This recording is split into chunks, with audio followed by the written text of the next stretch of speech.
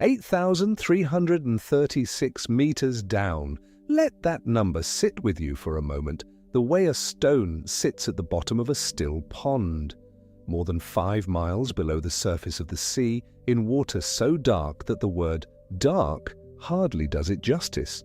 In cold so steady it has not changed in a very long time, a camera was watching.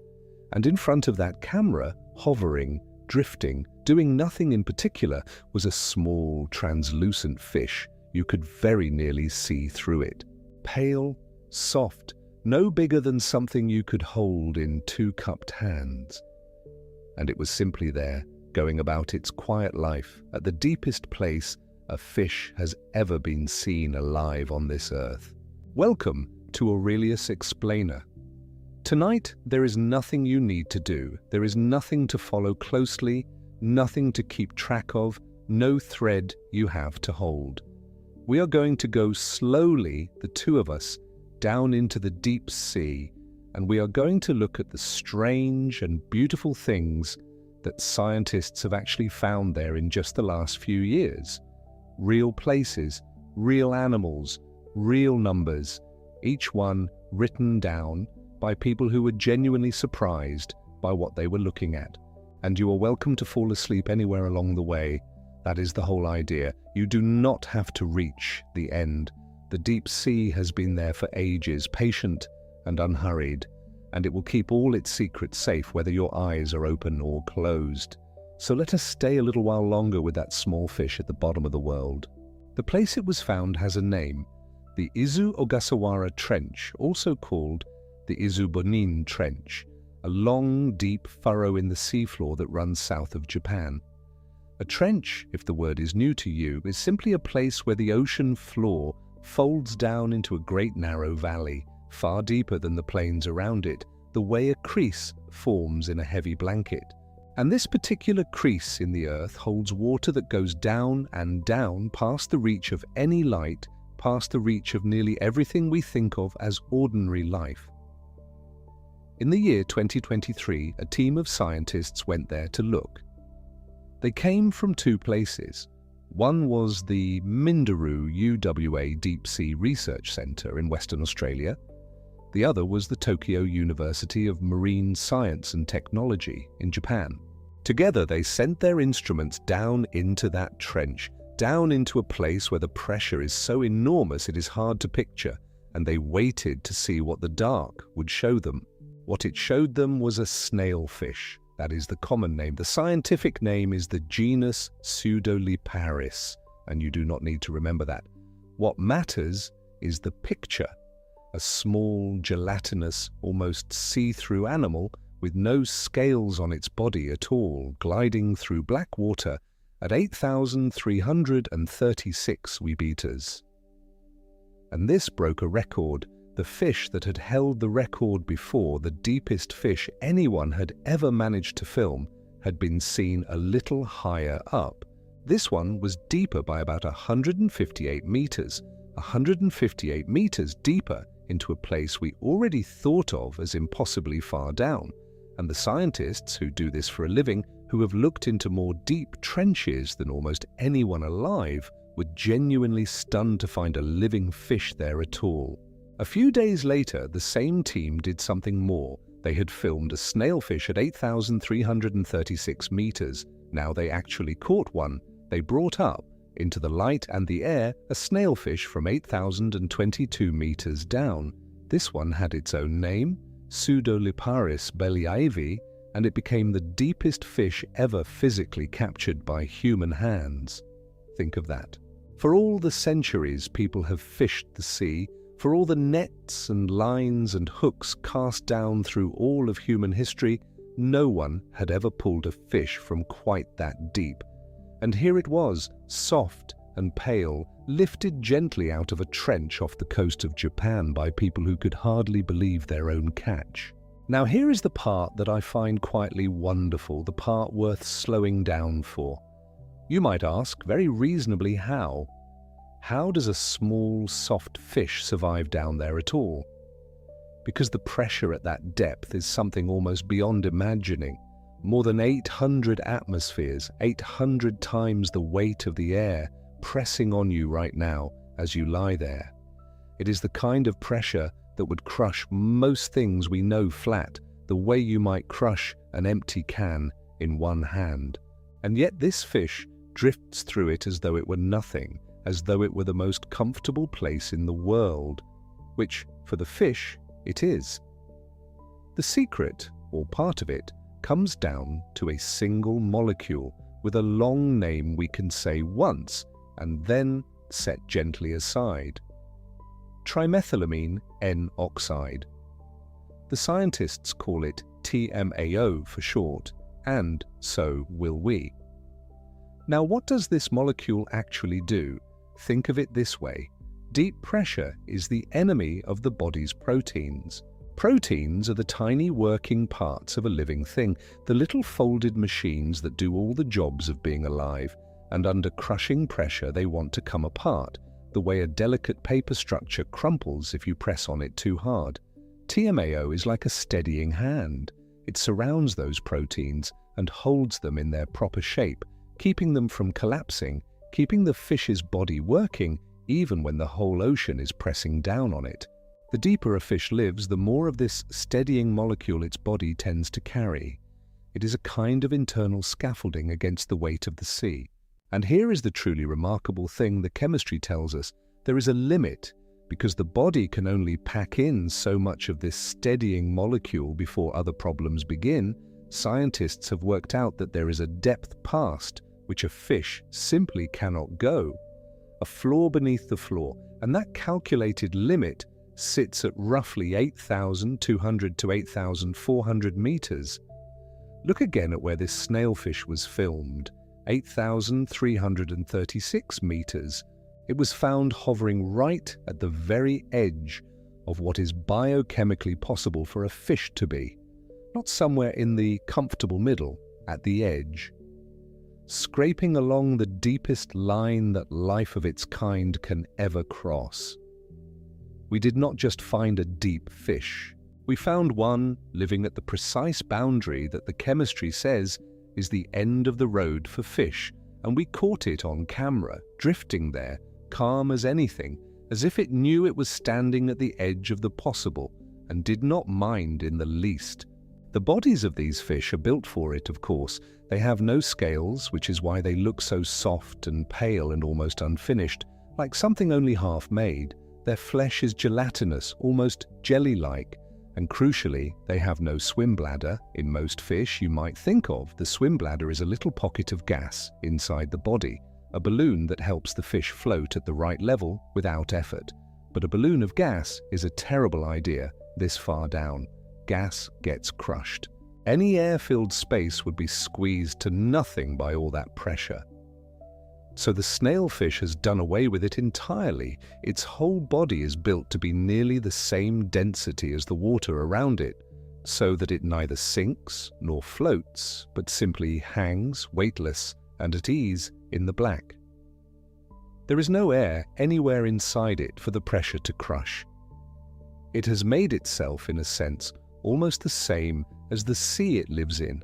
The man who led the expedition, Professor Alan Jamieson, made one observation that stays with me. He pointed out that the very deepest fish are found in the warmest trenches, not the deepest trenches, the warmest ones.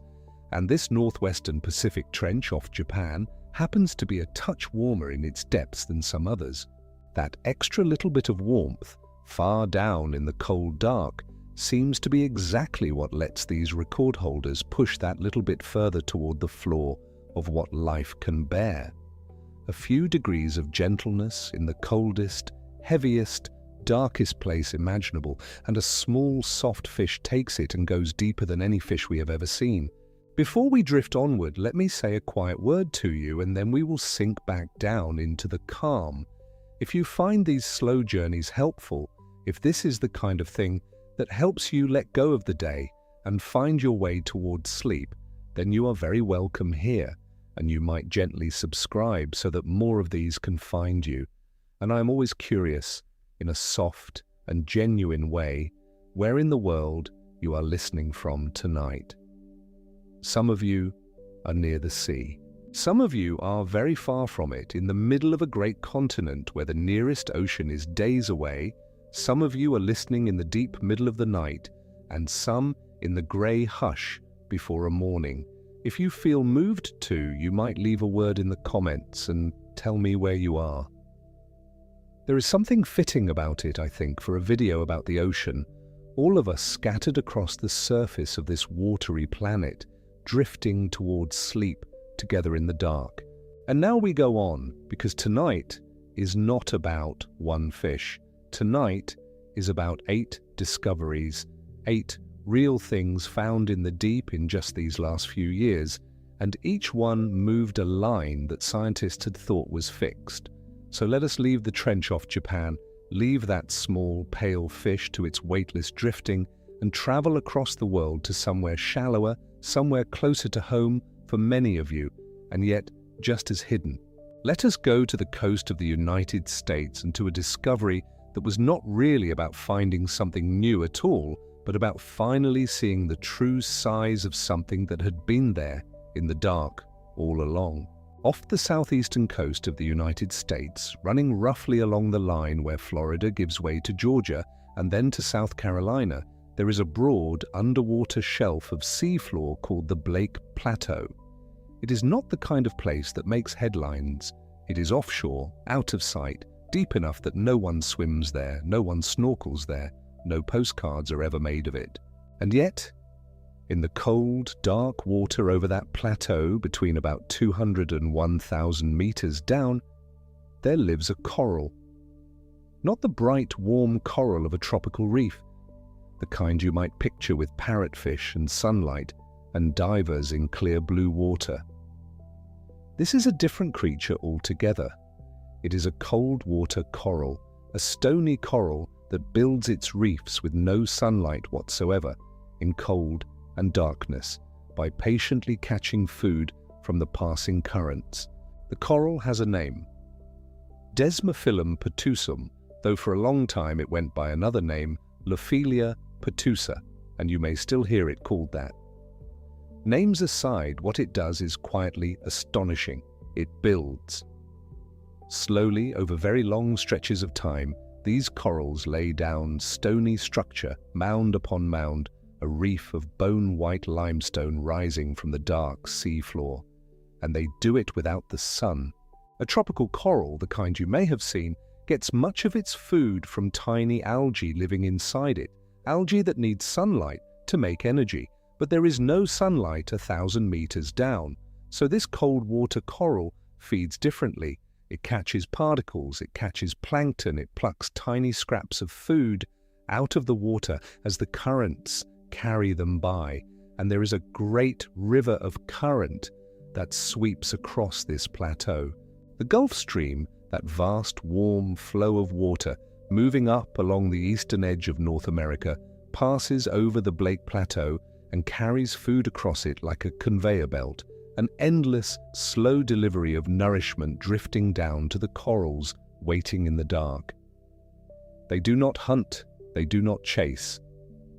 They simply hold up their tiny arms and let the moving water bring them their meals, hour after hour, year after year, century upon century. People had known for a long time that corals lived out there. This is the part worth understanding. Fishermen knew, scientists knew. There was no great moment of discovery where someone shouted that they had found coral, where none was thought to be. The corals were not a surprise. What was a surprise, the thing that genuinely stunned the scientists, was the scale and the connection. In January of the year 2024, a team of scientists from NOAA, the United States Ocean and Atmosphere Agency, working together with partner researchers, published a study describing what they had finally been able to see. And what they had seen was that all those scattered corals, all those patches and mounds that people had known about here and there, were not really scattered at all. They were connected. They formed one near-continuous province of coral, one enormous joined-up structure of cold water reef, stretching on and on across the plateau. The patches were not patches. They were a single vast city, and no one had ever seen its true outline until now. and the size of it. The size is the part that makes you go quiet. This coral province spans roughly 6.4 million acres, in another way of measuring, about 26,000 square kilometers.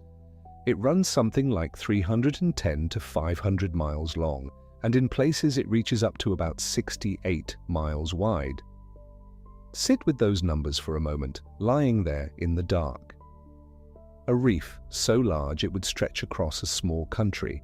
A structure the length of a long highway journey, built entirely by small, soft animals in cold black water with no sunlight over spans of time we can barely hold in our minds. It is, as the scientists carefully put it, possibly the largest deep-sea coral reef ecosystem ever mapped anywhere on the planet. The largest. And it was hiding, in a sense, in plain sight, just off the coast of one of the most studied, most traveled, most thoroughly mapped countries on Earth. So how did they finally see it when people had been near it for so long? This is where the story becomes, in its own quiet way, a story about patience. They saw it with sound. The instrument that made this possible is called multi-beam sonar.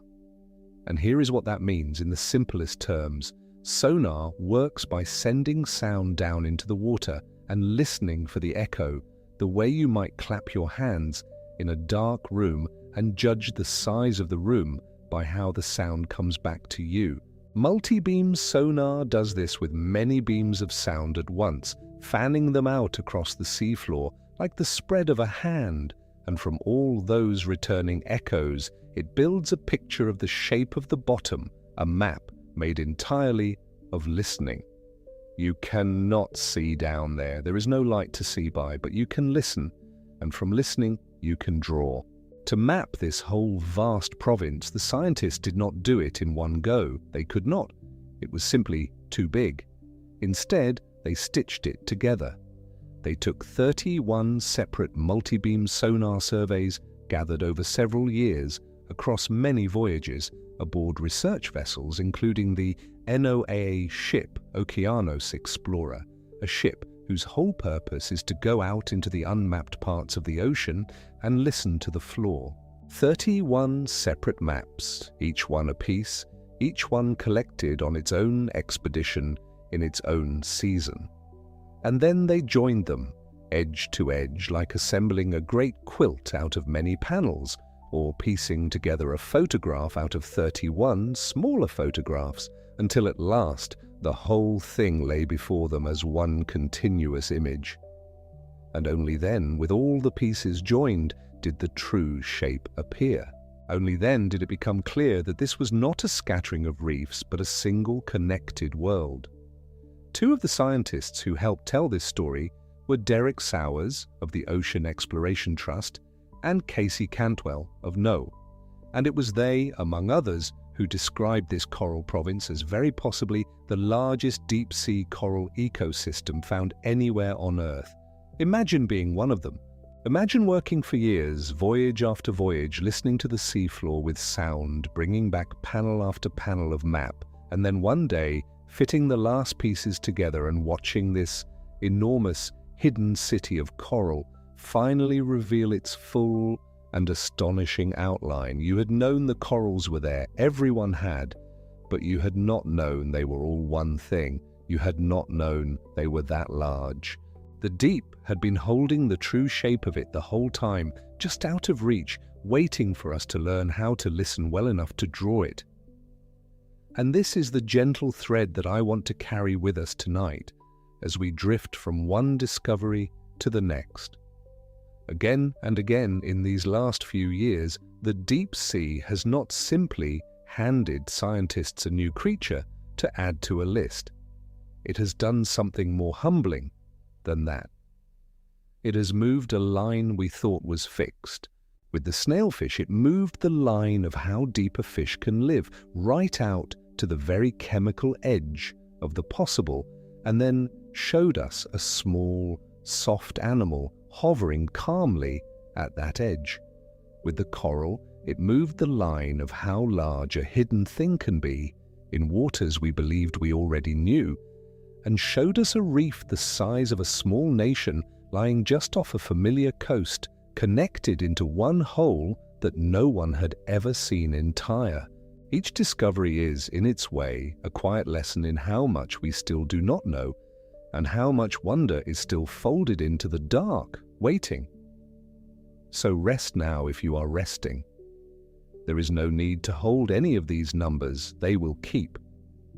The snailfish is still drifting, weightless and pale, in its warm-edged trench off the coast of Japan, 8,000 meters down, at the very floor of what life can bear. And it asks nothing of you. The corals are still feeding, slowly, in the cold dark off the coast of the Americas, holding up their small arms to the passing Gulf Stream, building a stony city grain by grain, as they have for ages and will go on doing long after this night is over. The sea does all of this without any urgency at all. It has all the time there is, and we have more to see.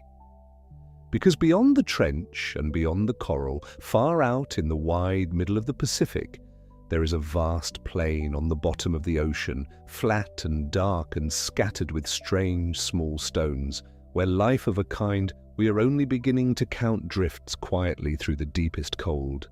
Thousands upon thousands of creatures, most of them without names, most of them never described by any scientist, living their lives in a place between Hawaii and Mexico that almost no human eye has ever looked upon. We will go there next, slowly, gently, into the abyss and its uncounted multitudes. But for now, simply breathe. Let the numbers blur and soften. Let the deep be exactly what it is. Dark and calm and enormous and patient, a place where small, soft fish hover at the edge of the possible, and ancient corals build cities in the cold, all of it carrying on quietly beneath the waves, all of it real, all of it found only just now, and none of it asking anything of you tonight except that you let yourself drift, the way that small, pale fish drifts, weightless and untroubled, in the deepest, stillest dark. So let us go back to that fish, just for a little while, because it deserves a slow look before we leave it behind. In the year 2023, a team of scientists from the Minderoo-UWA Deep Sea Research Center, working together with the Tokyo University of Marine Science and Technology, lowered their cameras into the Izu-Ogasawara Trench, the Izu-Bonin Trench, as it is sometimes called, off the coast of Japan. And there, at a depth of 8,336 meters, more than 5 miles straight down beneath the surface of the sea, the camera caught something move. A small fish, a snailfish of the genus Pseudoliparis, pale and soft and almost see-through, drifting through the black water as if it belonged there, as if there were nothing strange at all about being deeper than any fish had ever been filmed alive. It broke the old record by 158 meters, 158 meters deeper than anyone had ever watched a living fish swim. And a few days later, the same team brought up snailfish of the species Pseudoliparis belyaevi from 8,022 meters, the deepest fish that has ever been physically caught and held in human hands. Think of that for a moment, gently, without straining. A creature pulled up from more than 5 miles down, from a place where the weight of the water above it presses with a force of more than 800 atmospheres, a pressure that would crush almost anything we know, and yet it lives there. Quite happily, it seems, in its own quiet way. How? Part of the answer is a single small molecule with a long name, trimethylamine N-oxide, which scientists shorten to TMAO. It gathers inside the cells of these deep-sea fish, and it works like a kind of internal scaffolding, holding their protein steady against the terrible squeeze of the deep. The more pressure, the more of it they carry. But here is the strange and lovely thing. There is a limit to how much of it a body can hold, and when scientists work out the chemistry, they find that this molecule sets a floor, a true bottom, somewhere around 8,200 to 8,400 meters. Below that, the math says, a fish simply cannot be. The chemistry of life itself runs out, which means that the little fish in the Izu-Ogasawara Trench, hovering at 8,336 meters, was not just deep, it was at the edge. It was filmed almost exactly at the deepest place a fish is allowed to exist, scraping along against a boundary written not by us but by the molecules of its own body. There is something almost tender about that when you sit with it. A small, soft animal going about its life at the very limit of what living things can do, with no idea that it is doing anything remarkable at all. And its body is built for nothing else.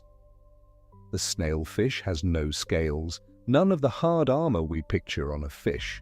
Its skin is soft and gelatinous, loose almost, like something half-made.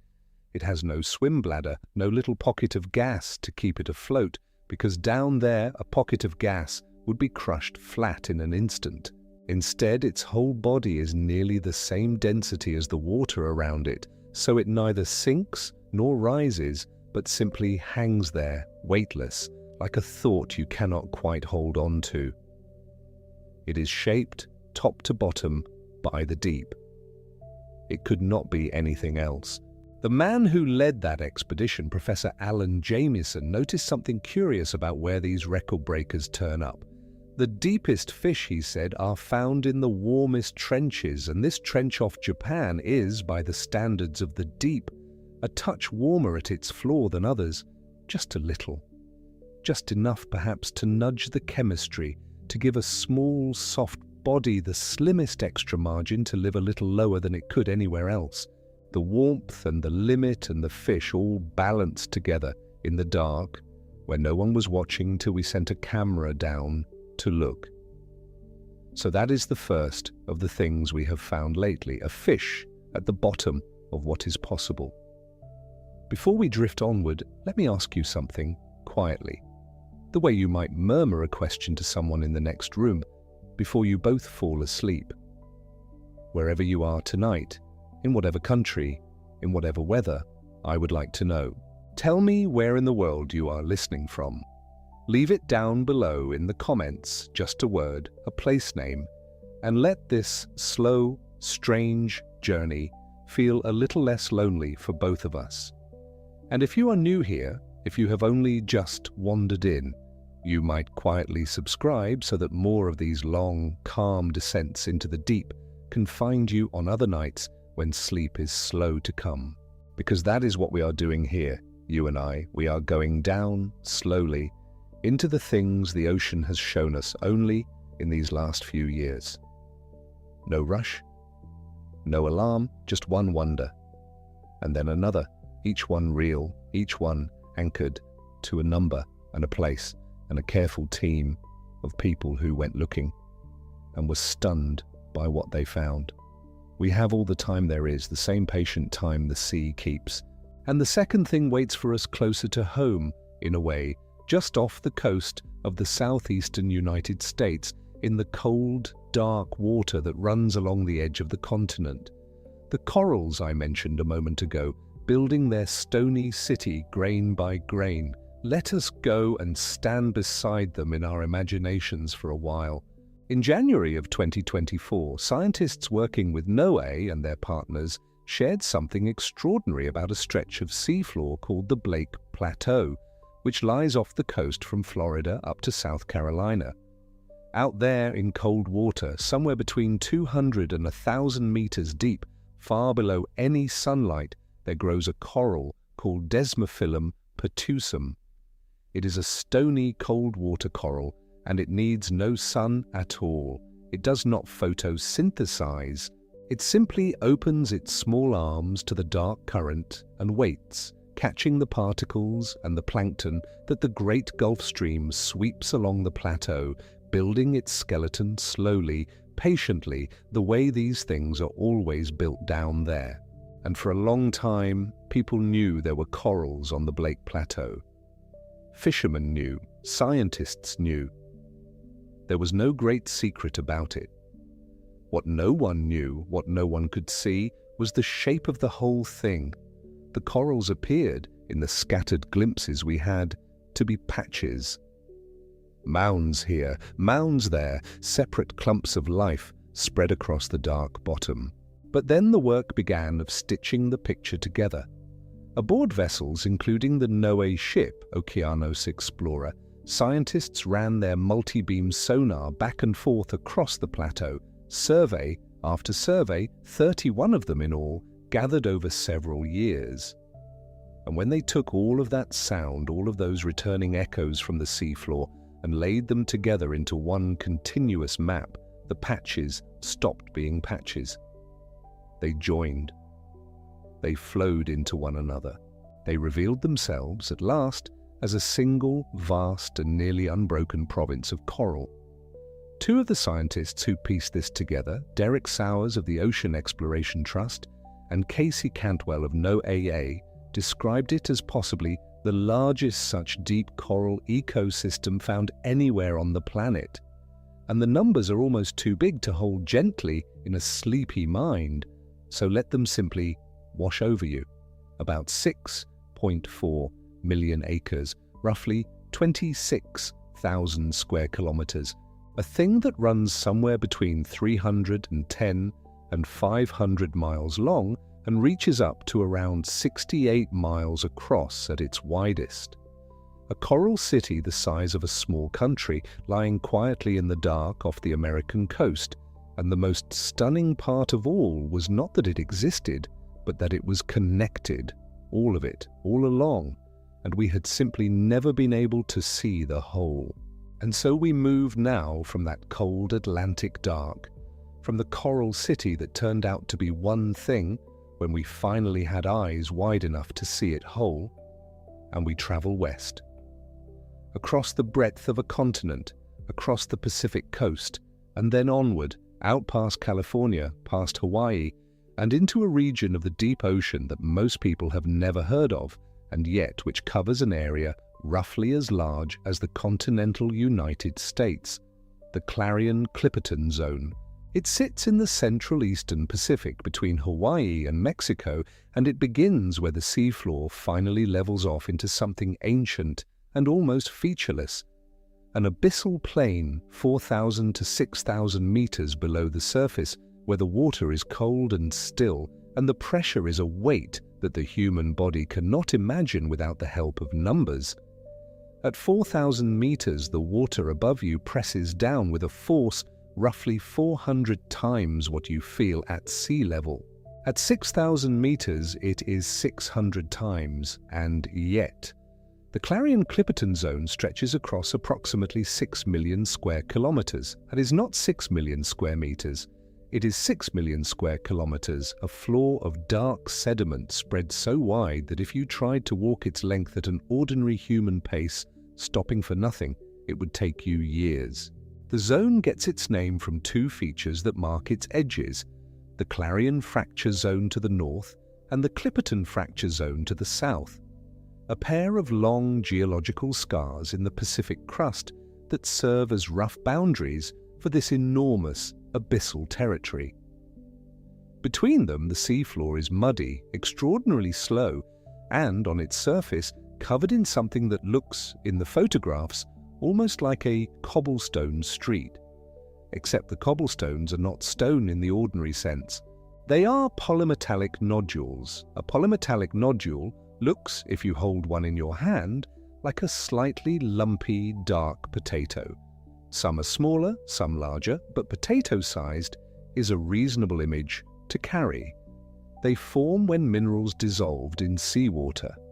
Manganese, nickel, cobalt, copper precipitate out, layer by layer, around a tiny central grain. A piece of shell, a tooth, a fragment of bone. And they grow. They grow extremely slowly. Slower than your fingernails grow, slower than almost anything biological grows. A single millimeter of growth in a polymetallic nodule takes somewhere between 1 million and 10 million years. The nodules scattered across the Clarion-Clipperton Zone are not young things. They are ancient accumulations laid down across timescales so vast they make the coral reef on the Blake Plateau seem recent, and they cover the seafloor out there in their millions, in their billions, a carpet of slow geology on the dark mud.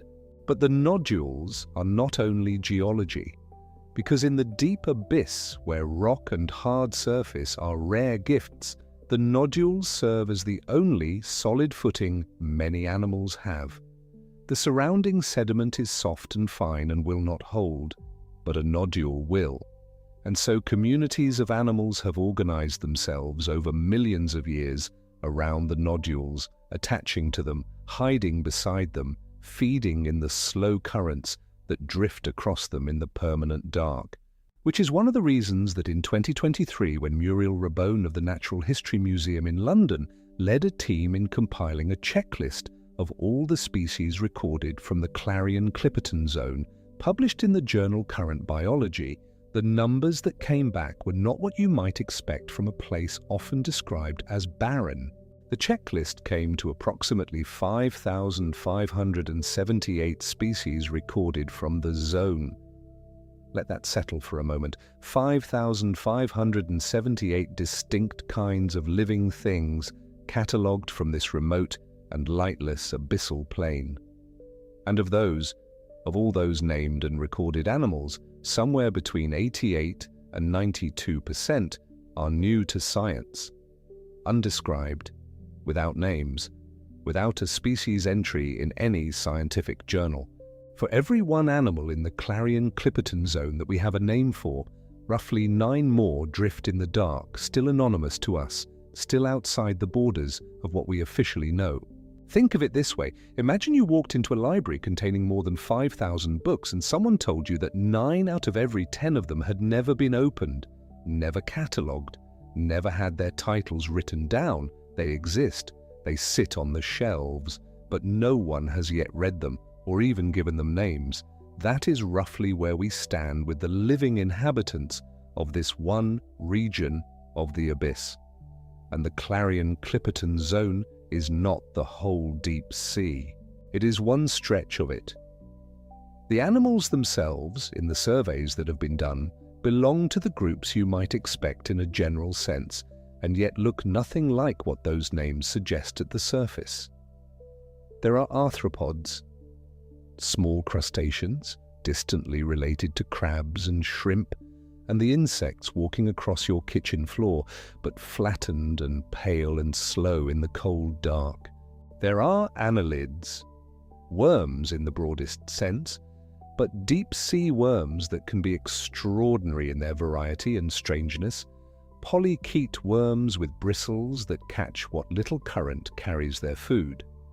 There are echinoderms, sea cucumbers crawling through the mud, brittle stars splayed across the nodule fields with arms that move in a slow, reaching way that looks almost deliberate. And there are nematodes, tiny round worms so numerous in the deep sediment that if you gathered them all from a single square meter of abyssal mud, you might find millions. But the animals that linger in the mind from the descriptions coming out of the Clarion-Clipperton Zone surveys are the ones that have accumulated informal names before they even have formal scientific ones.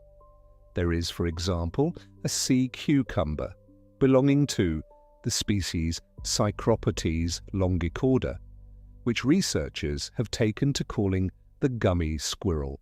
If you were to see it in the beam of an ROV light at 4,000 meters, you would understand the name immediately and perhaps find it charming. It is translucent, a pale yellowish color with a body that is elongated and soft-looking in the way that a gummy candy is soft-looking. And from one end of it, like a large decorative flag, or the spreading tail of a fish that never quite developed properly, there extends a membranous sail. Psychropotes longicorda. Long-tailed coldfoot, it moves through the abyss trailing its strange tail, and it does not look like a creature that science described and named and catalogued. It looks like something a child dreamed up and then forgot about, and the ocean quietly kept. And then there is the animal that researchers have called simply the unicumber. Another sea cucumber, transparent in a way that crosses into the uncanny. The transparency of it is not just partial, not just a pale wash of color through which you might vaguely discern something solid. It is the transparency of glass, of still water. You can look through it and see the other side. It moves through the dark water in a slow, pulsing way, a ghost of an animal belonging to a group that has existed on this planet for hundreds of millions of years, and yet looking, when the light catches it at the right angle, like something that has not quite fully decided to be solid yet. These are two animals, 2 out of approximately 5,500. 2 that have been seen well enough and described warmly enough to collect human nicknames. The others, the remaining 5,000 or more, exist in the zone as numbers, as specimen codes, as fragments preserved in the cold, and many of them have not even been seen at all but are inferred from environmental DNA, traces of genetic material left in the water and the sediment, signatures of living things that pass through without ever being observed directly. And here is where the narration must pause for a moment and acknowledge something that is both a wonder and a weight.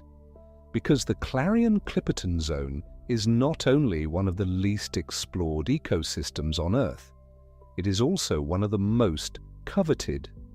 Those polymetallic nodules, the slow-grown ancient lumps of manganese and nickel and cobalt and copper that carpet the seafloor and serve as the only hard surface in an otherwise soft world, they are valuable, enormously valuable.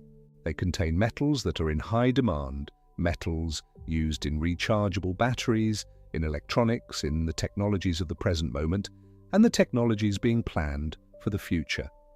And the deposits in the Clarion-Clipperton Zone represent one of the largest known concentrations of these metals on the planet.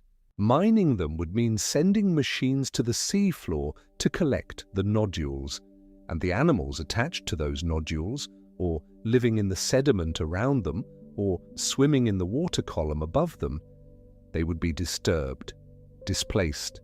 The sediment plumes kicked up by the mining machinery would drift for kilometers, settling on animals that filter feed, clogging the mechanisms by which they breathe and eat. Recovery timescales in the deep abyss are not measured in years.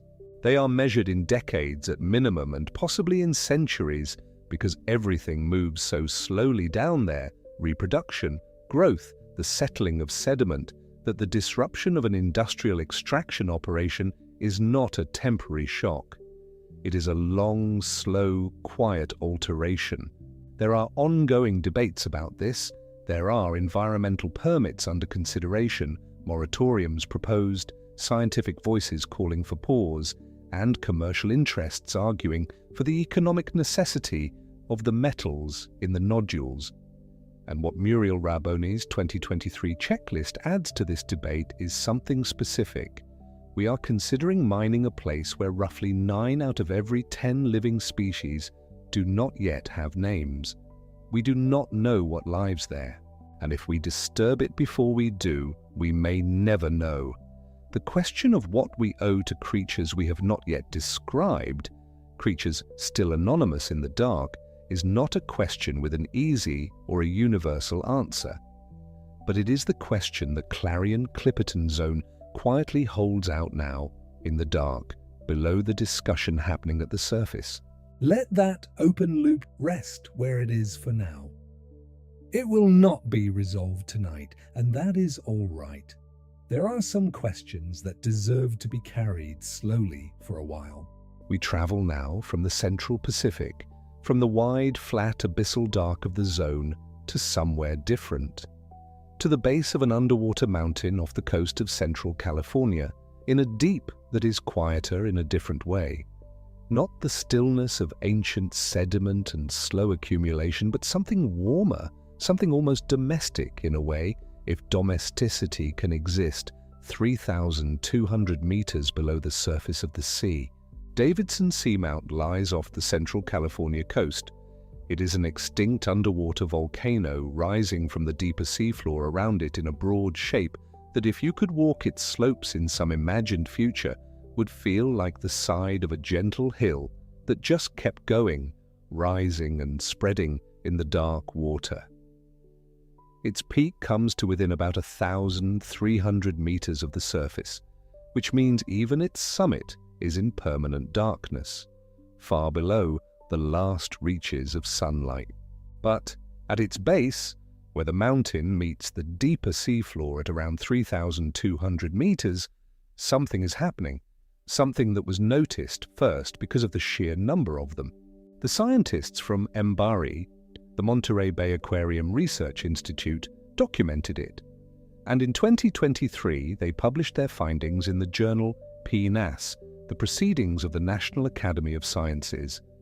What they found, and what the paper tried to communicate in the measured language of scientific literature, is almost difficult to frame as quietly as the medium requires, because the number is startling.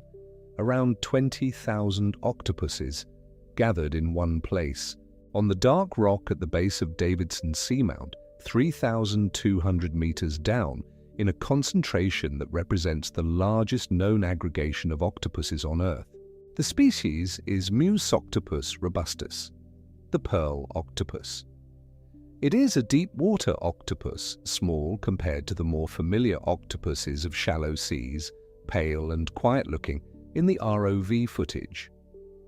The name pearl octopus comes from the way the brooding females look in the camera light, their eggs held beneath them glowing softly, a cluster of small pale ovals that give the animal an appearance of something precious and carefully kept, which is in fact precisely what the females are doing, keeping something, protecting something with everything they have. But why here? Why this particular piece of rock at the base of this particular seamount? Why 20,000 of them gathered on this slope in this cold and lightless place, when octopuses are generally solitary animals, creatures that keep to themselves, that hunt alone, that avoid the crowding that would seem, from the outside, to make no sense for a predator that relies on surprise and stealth? The answer, when the researchers looked carefully at the water temperature around the gathering, was not crowding for its own sake. It was heat. Warm heat. Not the scalding heat of a hydrothermal vent, nothing like the several hundred degrees of a black smoker, but warm in the specific way that matters for an animal whose eggs develop according to temperature. Scattered across the rocky bottom at the base of Davidson Seamount, low-temperature hydrothermal fluid seeps out through cracks in the volcanic rock. The fluid is not dramatic, it does not build chimneys, it does not glow. It simply seeps quietly, carrying warmth from beneath the crust into the surrounding water. And where it seeps, the temperature at the seafloor rises to approximately 11 degrees Celsius. 11 degrees Celsius in water that a few meters away where the seep does not reach is approximately 1.6 degrees Celsius. That gap, from 1.6 to 11 degrees, is the difference between years of waiting and something faster. For a deep-sea octopus in cold water, brooding eggs can take a very long time. The cold slows everything: cell division, embryonic development, the whole slow process of becoming. In the coldest deep-sea conditions, a female octopus can brood her eggs for years, 4 years in some documented cases, 4 years during which she tends her eggs, aerates them by moving her arms across them to keep water circulating, holds herself over them to protect them from predators, and does not eat. She does not eat for the entire brooding period. Whatever reserves she has when she begins are what she has, and they diminish, and she gives them entirely to the eggs she is keeping. But at 11 degrees Celsius, the warmth of the seep at Davidson Seamount, the brooding time drops. The development accelerates. Instead of years in the cold, the eggs hatch in under 2 years, which is still a long time by most standards, but it is dramatically shorter. And in the mathematics of survival in the deep, where mortality is real, and the longer a female must fast and maintain vigilance, the greater the risk she does not survive to see her eggs hatch. The shorter brooding time is not a convenience. It is a strategy. The seamount's geological warmth is being used. The octopuses found it, or some ancestor of theirs found it long enough ago that the behavior has become the pattern. And they gather there year after year, generation after generation, to nest where the earth below them is doing something useful. Think for a moment about what this means. An animal with no bones, with a brain distributed in part through its arms, without language or tools, or the accumulated transmitted knowledge that we call culture. This animal, in numbers of 20,000 at a time, has converged on a specific patch of warm seafloor at the base of a specific underwater mountain, 3,200 meters down, because the warmth there shortens the ordeal of brooding. The ocean is not random. The animals in it are not simply distributed by chance. They have found, over time and in ways we can barely begin to map, the places that are warmer or richer in food or calmer in current, and they have organized their lives around those specifics. Davidson Seamount's warm seep is, for Musoctopus robustus, what a south-facing wall in a garden is for a plant that needs more light than it would otherwise receive in a temperate climate. A found advantage, a small, useful gift from the geology. And there is one more thing about the Octopus Garden, as the site has come to be known, that stays with you after you have heard it. The mothers who gather there and brood their eggs do not survive to see their offspring grow. When the eggs finally hatch, when the brooding period ends and the young octopuses move out into the cold water above the seamount, the mothers die. Their bodies do not drift away and disappear. They settle to the sea floor near where they nestled, and they feed what comes to feed there. Scavengers arrive. The flesh of the mothers becomes food in the immediate ecology of the site, and the cycle continues. The next generation, still small, beginning its life in a place enriched by what the generation before left behind. There is something in this that feels, if you sit with it in the quiet before sleep, almost like a story that has been told in many forms, in many species, in many places, without anyone originally intending the resemblance. The giving that ends in giving. The warmth sought and found and held over until it is time to release what was waiting inside it. And then the rest. And then the beginning again, in the dark, by the warm rock, 3,000 meters below the world where such stories are usually told. The ROV footage from these dives, the cameras going down to the base of Davidson Seamount and sweeping across the rocky slope to find it covered in pale brooding females, each one anchored over her clutch of pale eggs, became, when it was released, one of those pieces of footage that people watched and then watched again. Not because it was frightening, not because it contained anything dramatic in the way that word usually works, but because it was dense with something that the viewer could feel without quite naming. All those mothers in the dark, all that patient waiting in the cold and the pressure and the silence for the eggs to be ready. All that warmth beneath them, seeping up from a volcano that has been extinct long enough to forget it was once fire. 20,000 of them, the largest known aggregation of octopuses on Earth, on a piece of dark rock no one had thought to look at carefully until relatively recently, off the coast of California, in a place most people would not be able to point to on a map, 3,200 meters down in the permanent night of the deep Pacific. And again, as with the coral reef on the Blake Plateau, as with the 5,500 species of the Clarion-Clipperton Zone, the thing that catches you is not simply the existence of the discovery, it is the fact that it was there, that it has been there, the warm seep and the gathering mothers and the cycling generations, for far longer than we have had the instruments to find it. The seamount was known. Davidson Seamount is not a secret. It is named, it is charted.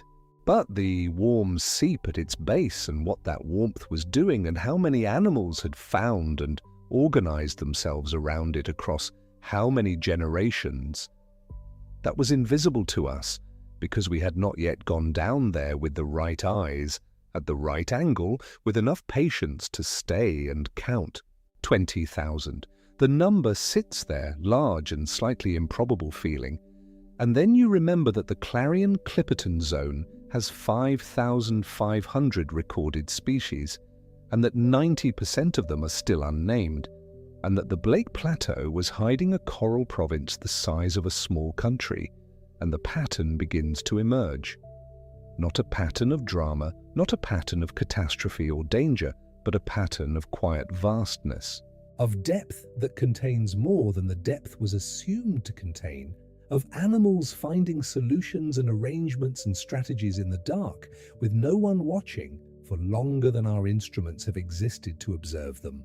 This is what the last few years have returned to science again and again. Not one story of a single astonishing place, but a recurring demonstration that our assumptions about what is down there have repeatedly underestimated the complexity of what is actually down there. That the maps we have drawn, even the best and most detailed ones, are outlines with enormous blank spaces inside them.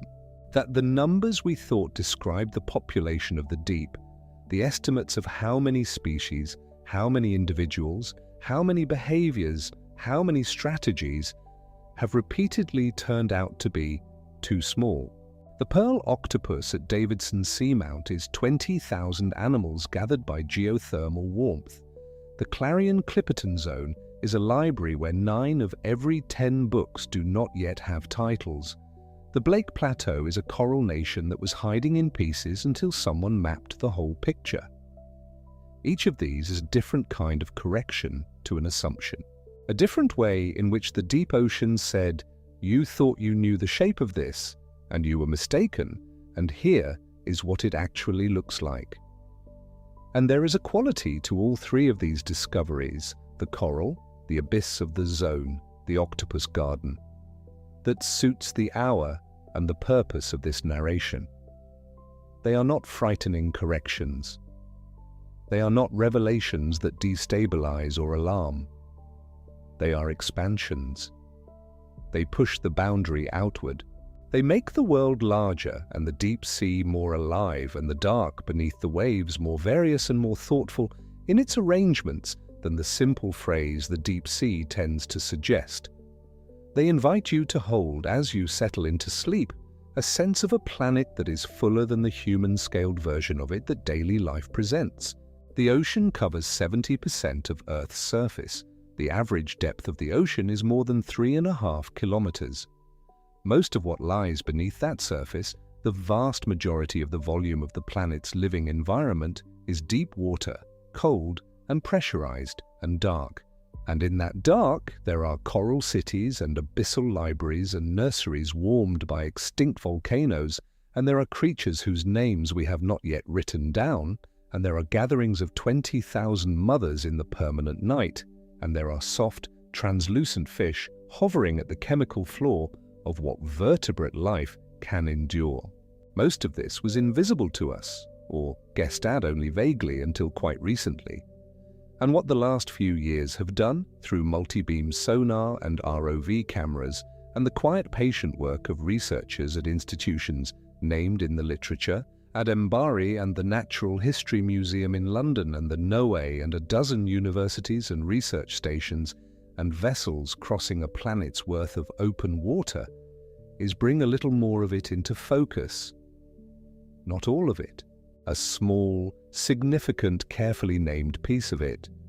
And so the gummy squirrel drifts through the dark of the Clarion-Clipperton Zone, trailing its translucent sail, and the pearl octopus mothers hold still over their pale eggs on the warm rock at Davidson Seamount, and the coral city off Florida and South Carolina and Georgia grows imperceptibly in the cold Atlantic dark, and none of it pauses or waits.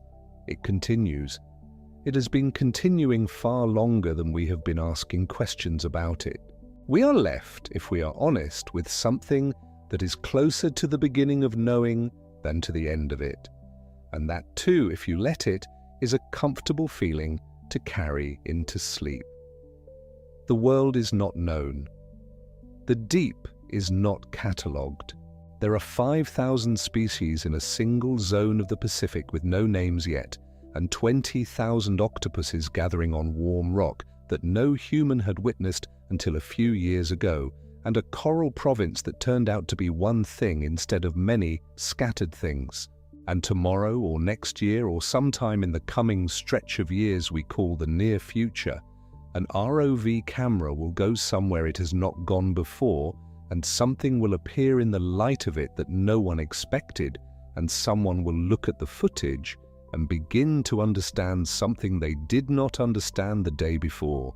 That is where we are. That is the scale of what remains. And it is not a scale of lack. It is a scale of possibility, large and patient and waiting in the dark, as the abyssal floor of the zone has been waiting, as the warm seep at Davidson has been warm and gathered and cycling through generations, while the surface world above it went about its own affairs. Let the dark have its patience. There is more still to come, and there are fires down there too. Not the fires of combustion, nothing that burns in the way a candle burns or a forest catches, but fires of a different and more ancient kind. The fires that come from the earth itself, from the slow thermal engine beneath the crust, the planetary heat that has been bleeding upward through the rock since the world was young. In certain places along the ocean floor, that heat finds a path. It moves through fissures in the basalt, through cracks and channels that the seafloor's own slow spreading opens over geological time, and it heats the seawater that percolates down into the rock, and it pushes that superheated water back up again, laden with minerals dissolved from the rock on the way, and it vents into the cold of the deep ocean in columns of shimmering, mineral-rich fluid that can reach temperatures of 350 to 400 degrees Celsius or more. 400 degrees. Nearly twice the temperature of a domestic oven at its highest setting, pouring out into water that sits just barely above freezing. The meeting of those two conditions, the scalding mineral plume and the near-freezing sea, produces a billow of particles dark as smoke, which is why the vents that emit the hottest and most mineral-laden fluid are called black smokers. They build chimneys of sulfide minerals around themselves, stacked up from the seafloor like narrow spires, some reaching several meters high, others reaching tens of meters. The chimneys themselves are a byproduct of the same process that drives them. The minerals precipitate out of the fluid as it hits the cold, and they build layer by layer in the dark. The discovery of hydrothermal vents in the late 1970s was one of the most profound moments in 20th century science, not because vents themselves were unexpected. Geologists had theorized that the seafloor must leak heat somewhere, but because of what was living on them. Animals, enormous animals by deep-sea standards, tube worms taller than a person, dense white mats of bacteria, crabs, shrimp, clams, a complete ecosystem thriving in the cold dark around columns of superheated, toxic to us mineral-laden water with no sunlight at all, no photosynthesis. The food web was driven entirely by chemistry, by bacteria and archaea that had learned to extract energy from hydrogen sulfide and other compounds in the vent fluid, converting those chemicals into biological fuel the way a green plant converts light. Chemosynthesis. The vent ecosystems run on it. The base of the food web is a microbe converting a gas we associate with rotten eggs into something living, and from that foundation, everything else is built. That discovery rewrote what we thought life required. Before vents, the implicit assumption was that all life on Earth was downstream of sunlight one way or another. After vents, that assumption dissolved. Life, it turned out, had been running its own entirely separate economy in the dark, one that does not know or care whether the sun rises or sets. What scientists have been doing in the years since is mapping and cataloguing more of those economies, finding new vent fields, new communities, new variations on the theme, each one adding texture and nuance to a picture that is still far from complete. And in 2023 and 2024, those ongoing efforts produced findings that pushed the boundary of the known vent world in a direction no one had quite anticipated. Teams working in the Pacific, including scientists aboard the Schmidt Ocean Institute's research vessel, RV Falkor 2, alongside international collaborators, had been mapping hydrothermal systems along the spreading centers and volcanic arcs of the Pacific, including the Tonga Arc region, the Lau Basin, and sections of the East Pacific Rise. These are tectonically active zones where the seafloor is spreading or where oceanic plates are being forced beneath others, and where the geological violence of those processes drives intense hydrothermal activity.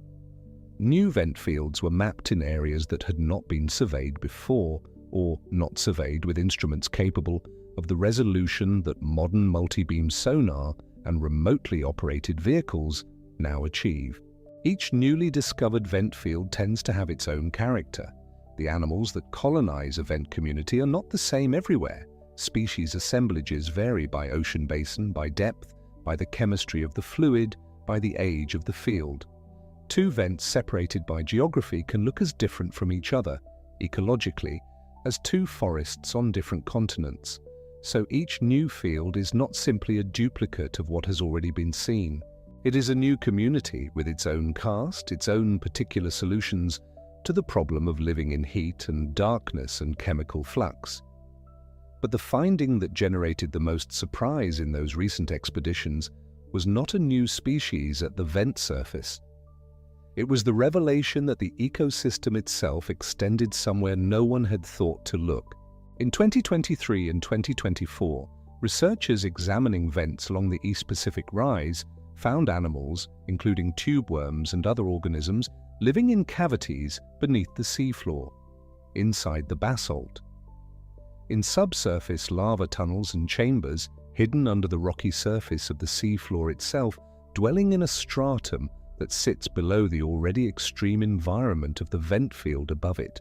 To understand what this means, it helps to picture the seafloor not as a solid, featureless floor, but as something more like a sponge at its outer layer, a crust of volcanic basalt that has been laid down in repeated eruptions and that contains within it voids and channels and chambers, spaces where lava drained away and left hollow tubes, where cracks opened in the cooling rock. These are not large caverns in most cases, they are narrow, irregular, and dark in a way that makes the abyssal water column above them seem positively well lit by comparison. And in those spaces cut off from even the minimal water circulation that the vent field above might offer, tucked into rock a mile or more below the surface of the sea, animals were found to be living.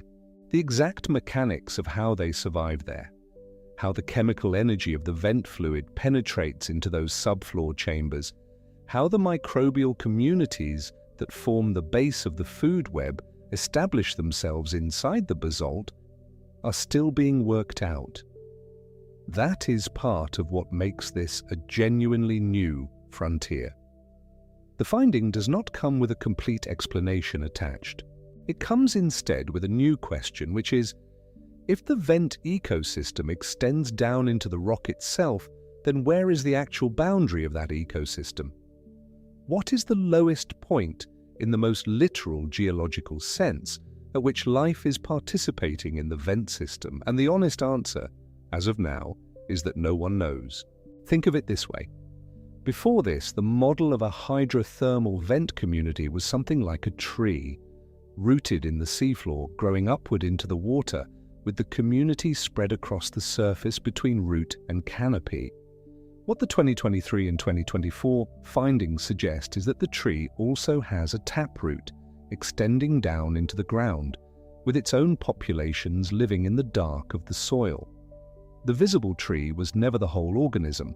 Riftia pachiptilla, the giant tube worm of the Pacific vents, deserves a moment of its own because it is the organism most people picture when they think of vent life, and because it is genuinely extraordinary in a way that rewards description.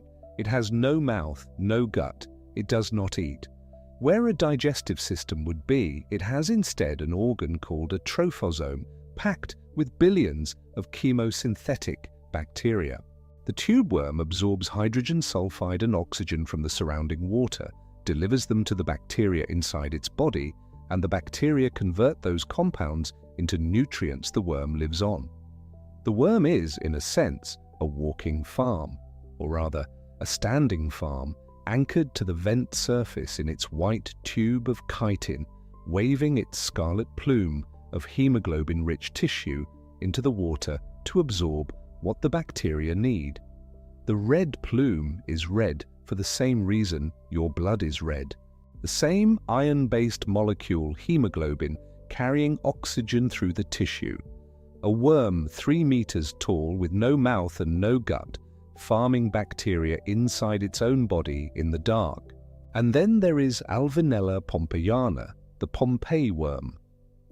It is smaller than a tube worm, roughly the size of a human finger, and it builds a parchment-like tube directly on the surface of vent chimneys, in the zone where the temperature gradient between the superheated vent fluid and the cold sea is at its most extreme. Its tail can sit in fluid near 80 degrees Celsius, while its head is in water closer to 22 degrees. It is considered among the most heat-tolerant animals known to science. It carries on its back a fleece-like coat of bacteria, filamentous bacteria that may provide insulation or may be feeding on the worm's own secretions, or both.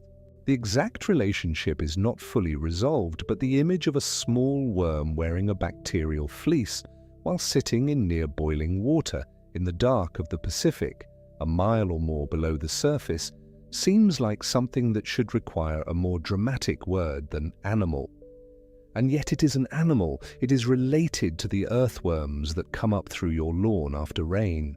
The conservation dimension of vent discoveries has grown sharper in recent years, and it is worth holding for a moment before moving on because it sits alongside the wonder as a more uncomfortable kind of fact.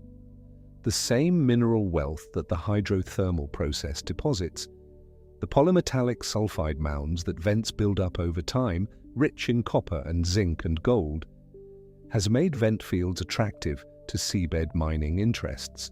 Each newly mapped vent field adds to the biological inventory of what is there, and each addition to that inventory raises the stakes of what could be lost. The animals and microbes of any given vent field are often endemic to it, found nowhere else. A species that evolved to live in the chemical and thermal conditions of one particular set of chimneys on one particular section of the East Pacific Rise may not exist anywhere else in the ocean. The loss of a vent field to mining would not be the loss of a habitat that could be recolonized from elsewhere, because the colonizers elsewhere may be different species entirely, solving the same problems in different ways. The uniqueness of vent communities is also the source of their fragility. The scientists who study vents are generally careful to say that this tension is not simple because the need for the metals that vent deposits contain is itself real and pressing. Those metals are in the batteries and electronics that the surface world increasingly depends on. And the comparison between mining a vent field and extracting metal ore from a land-based deposit involves trade-offs that are not easy to resolve. But the finding of new vent communities, including communities that turn out to extend into the rock beneath the seafloor, adds weight to one side of that scale. The more life we find there, the more the argument for caution gains ground. And in 2023 and 2024, the mapping found more. There is another kind of hidden world beneath permanent ice, far to the south of the Pacific vent fields, separated from them by thousands of miles of open ocean and by every condition that normally defines the boundary between where life goes and where it does not.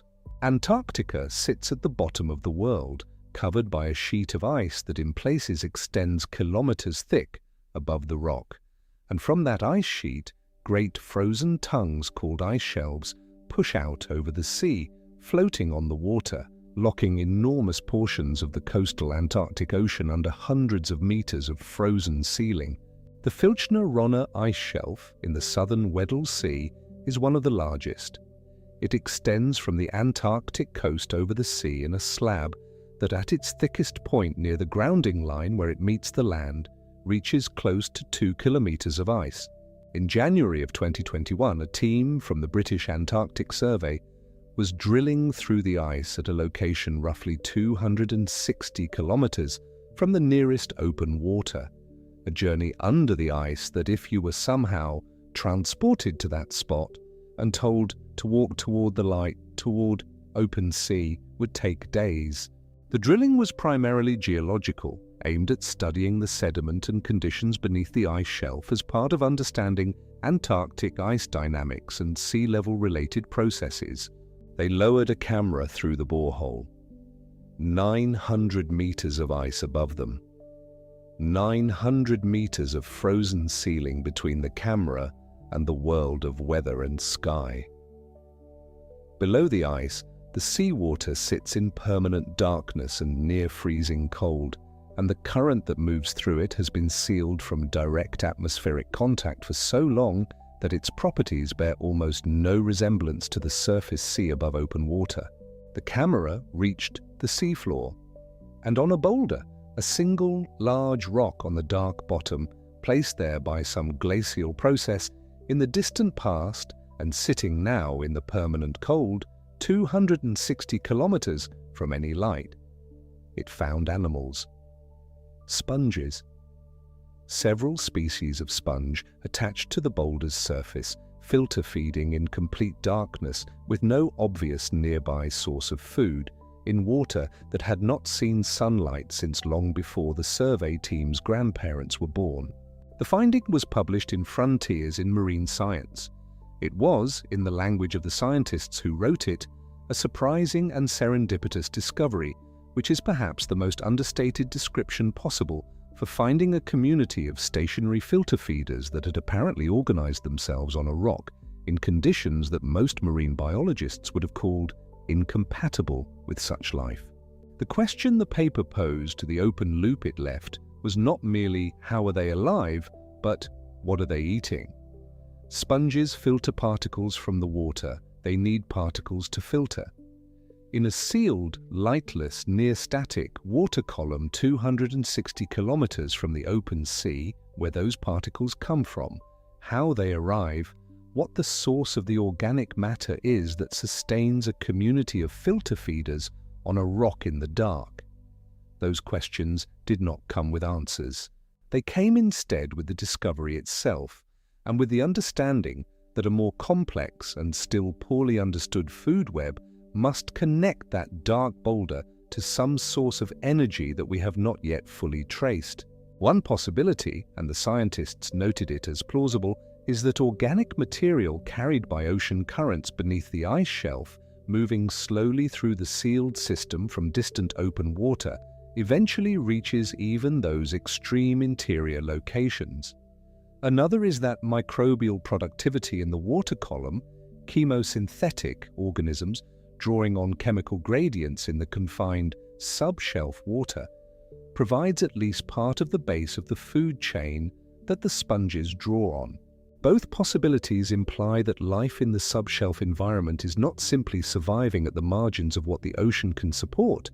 It is embedded in a food web, however attenuated, that threads its way through 900 meters of ice and across more than 200 kilometers of sealed, lightless sea, and emerges on a boulder in the dark as a community of organisms going about the business of feeding. What the camera found was serendipitous, as the paper acknowledged. The borehole was drilled for other reasons, and the boulder happened to be beneath it. The undershelf ocean floor of the Filchner-Ronne ice shelf covers an enormous area, most of which has never been directly observed. What else is living on the seafloor under that ice, on other boulders and on the sediment between them, in conditions that are even more isolated than the location the camera happened to reach, is at this moment entirely unknown. The scientists who published the finding were candid about that. They had found one window through one narrow borehole into a system of vast lateral extent, and the window had shown them something no one expected. The rest of the system remains unseen. A year after that finding in the Weddell Sea, in 2022, a different team working in a different part of the Antarctic approached the sub-ice world, not through a drill, but through a remotely operated vehicle lowered through a different access point to survey the seafloor beneath the Weddell Sea ice. What they found was not a single boulder with animals on it. It was a breeding colony of fish so large that the word colony seems inadequate for it. The icefish, Neopagitopsis iona, is a species that belongs to a family of fish found only in the cold waters of the Southern Ocean. The family as a whole has a characteristic that is unique among vertebrates. The icefish lack hemoglobin. Their blood is clear, where all other fish on Earth, where in fact almost every vertebrate animal, including you, use hemoglobin, the iron-based oxygen-carrying molecule that makes blood red, to transport oxygen through the body. The icefish manage oxygen transport without it.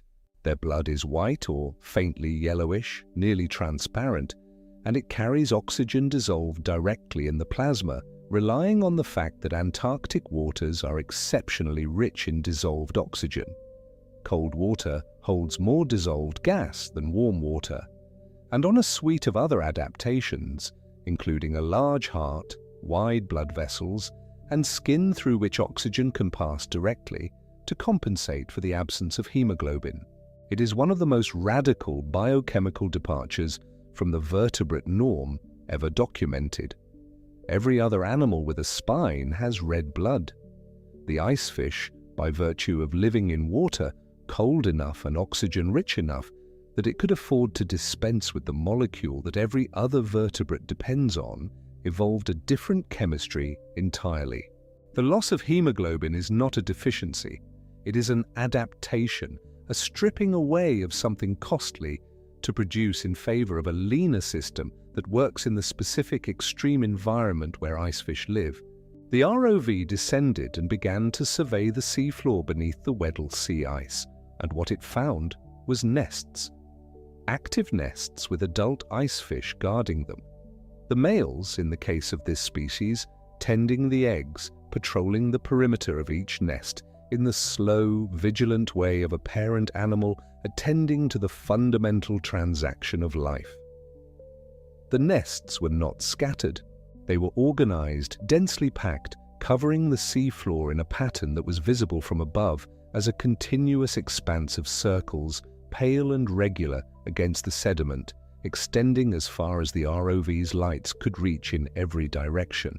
The survey estimated the colony at approximately 60 million active nests, spread across roughly 240 square kilometers of seafloor. 240 square kilometers. An area larger than some small cities, covered wall to wall in fish nests in permanent darkness, under ice, in water a degree or two above freezing, in a part of the ocean that no one had ever directly surveyed before. It was the largest fish-breeding colony ever found anywhere on Earth. Not the largest icefish colony, not the largest colony in the Southern Ocean. The largest fish-breeding colony of any species known to exist anywhere, measured by the number of active nests. The number is worth sitting with because numbers at this scale have a way of sliding past the mind without registering. 60 million nests. If each nest represents one brooding male, that is 60 million individual adult fish gathered in a single breeding aggregation on 240 square kilometers of seafloor, under ice, in the dark. It is a gathering that makes the 20,000 octopuses at Davidson Seamount feel intimate by comparison. It rewrites what aggregation means in the context of the deep ocean. It suggests that at least some deep-sea species are not, as the surface imagination of the deep might suggest, solitary creatures scattered thinly through a vast and nearly empty cold, but are capable of assembling in concentrations that rival the great migrations and colonies of the surface world in conditions we never thought to look for them in. The reason they gather there, the reason this particular area of Weddell Sea seafloor supports this concentration, is not fully understood, but the factors that are known are suggestive. The water beneath the ice in the Weddell Sea moves in particular circulation patterns driven by temperature and salinity gradients, and those patterns produce upwelling in certain areas that brings nutrient-rich water and prey, Antarctic krill and other small organisms, toward the seafloor where the icefish nest. The permanent ice above provides a stable environment, shielded from the variability of the surface. The cold, oxygen-rich water suits the icefish's unusual biochemistry. The conditions are, in short, not random. The fish have found a place that works for them, in the same way the pearl octopuses at Davidson found the warm seep, in the same way the snailfish at 836 meters found a trench that sits at the precise thermal optimum for record depth habitation. The ocean's extreme environments, it turns out, are not uniform in their extremity. They have texture. They have local conditions that some animals are specifically equipped to exploit, and the animals that are equipped for them gather there in the dark, in numbers that the surface world has not seen and not counted until a camera arrived and looked. The icefish colony sits under what is, to the surface world, one of the least accessible places on Earth. The Weddell Sea is remote, blocked by ice for much of the year, navigable only with ice-strengthened vessels in narrow seasonal windows. The seafloor beneath the ice shelf above it is accessible only through the dedicated effort of drilling teams or the deployment of ROVs through access points that require considerable logistical investment to reach. In that sense, the colony's obscurity until 2022 is understandable, not a failure of curiosity, but a reflection of the sheer difficulty of looking. The capacity to look has been expanding incrementally with each new vessel and each new ROV generation and each new deployment, and every time it expands, what it finds in the newly accessible dark turns out to be more than what was assumed. The British Antarctic Survey's serendipitous sponge borehole in 2021 and the Weddell Sea Icefish Survey in 2022 sit together as a pair, not because they found the same things, but because they revealed the same pattern. Life beneath the Antarctic ice is not the exception. It is not a thin scattering of organisms clinging to the margin of survivability. It is organized, it is scaled. It is doing things that require food webs and circulation patterns and stable environments to nest in, and the particular biochemical solutions of organisms that have had millions of years to adapt specifically to those conditions. The ice above is not a ceiling that life presses against from below. It is a roof over a world, and the world underneath it has been going about its business in the dark for an enormous span of time, entirely indifferent to whether anyone above the ice was watching or not. And now we are watching. Incrementally, through boreholes and ROV tethers and sonar returns and camera footage reviewed frame by frame in laboratories far from the ice. The watching is still in its early stages proportionally, given the area of seafloor beneath Antarctic ice shelves that remains unobserved. But the early stages have already produced a sponge colony on a boulder in the dark 260 kilometers from open water, and 60 million nests on 240 square kilometers of Weddell Sea floor. Early stages with results like these imply that the later stages will not be quiet. There is something that comes up repeatedly, moving through these discoveries in sequence, a quality that they share beneath the surface differences of organism and location and depth. Each of them broke an assumption that had been held not loosely, but firmly, sometimes by scientists who had spent careers in the field. The assumption before the snailfish footage at 8,136 meters was that the biochemical limit of vertebrate life had been approximated by previous records, and that going significantly deeper than those records was unlikely. The assumption before the icefish survey was that the sub-ice Weddell seafloor might harbour sparse life, but not an organised colony of any significant scale. The assumption before the borehole camera in the Filchner-Ronne ice shelf was that filter-feeding communities required either sunlight or proximity to open water, or both. The assumption before the sub-vent discovery at the East Pacific Rise was that the vent ecosystem lived on the volcanic surface, not inside the rock below it.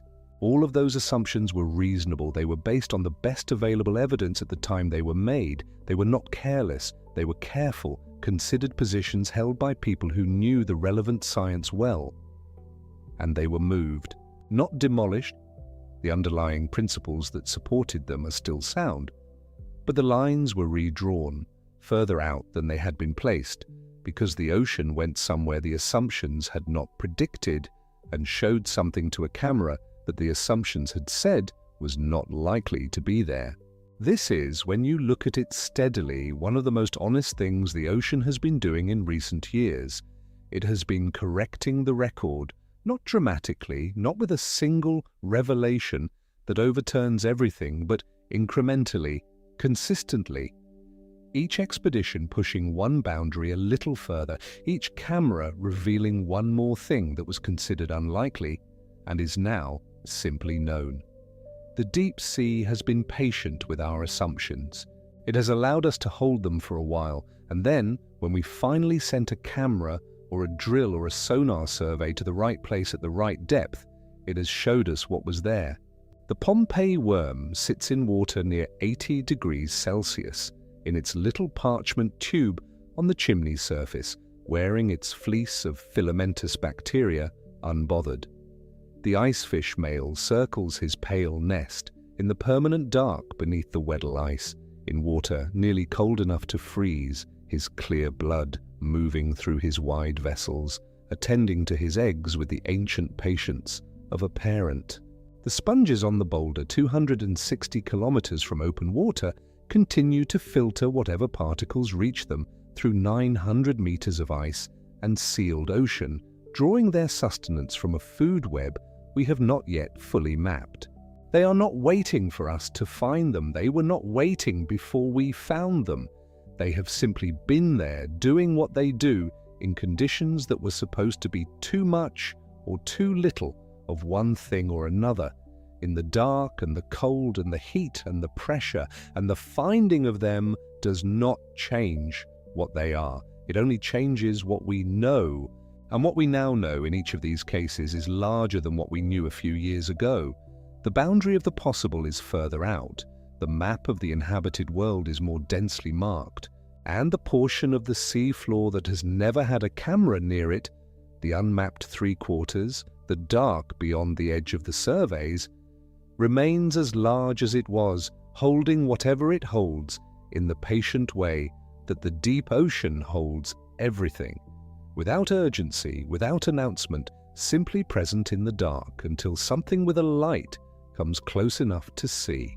There is a place in the Red Sea, not the open blue water most people picture when they think of that narrow corridor between Africa and the Arabian Peninsula, but a specific basin at its northern end, a branch called the Gulf of Aqaba that drops steeply and stays deep. At roughly 1,770 meters below the surface, about a mile down, plus another quarter mile on top of that, researchers working from a vessel called Ocean X made a discovery in 2022 that belongs in the same quiet category as all the others we have been moving through tonight. Not a creature this time. Something stranger.